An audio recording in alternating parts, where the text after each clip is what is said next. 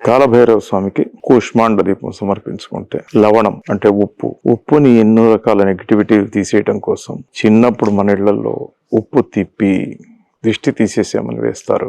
నల్లరాతి ఉప్పుని ఇంట్లో ఒక మూల గాని ఆఫీస్ మూల గాని ఉంటే నెగిటివిటీ లాగేస్తుంది. ఇలా ప్రతి మనిషికి ఉన్న నెగిటివిటీని తీసేయటం కోసం ఉప్పుని కింద పరిచి దానిలో కూష్మాండం పెట్టి ఆ నూనెతో స్వామివారికి దీపం పెడితే ఎలాగైతే మనకు ఒక జ్వరం వచ్చింది లేకపోతే తలనొప్పి వచ్చింది టాబ్లెట్ వేసుకోగానే ఎందుకు 15 నిమిషాలు తగ్గిపోతుంది. దాని ఎఫెక్ట్ మన బాడీ మీద చూపించే రియాక్షన్. అలాగే భగవంతుడి సేవలో ఉన్న ప్రతి ఒక్కదానికి ఒక రియాక్షన్ ఉంటుంది. చేసి చూసి అనుభవించిన వాళ్ళు ఎంతో మంది ఉన్నారు ఇక్కడ.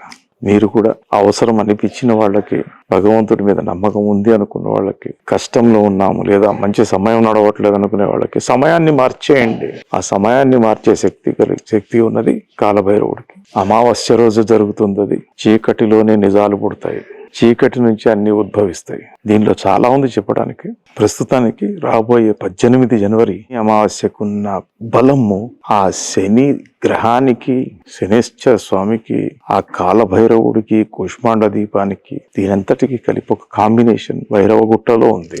భక్తులందరూ కూడా మా మనవి ఏంటంటే ఇటువంటి ఒక అద్భుతమైన సమయాన్ని వినియోగించుకుంటే చాలా వాళ్ళకి ఉత్తమమైన ఒక జీవితంలో ముందుకు సాగే ఆస్కారం ఉందని ఖచ్చితంగా నేను నమ్ముతున్నాను. మీరు కూడా అది ప్రయత్నించి చూసి నమ్మమని నా ప్రార్థన.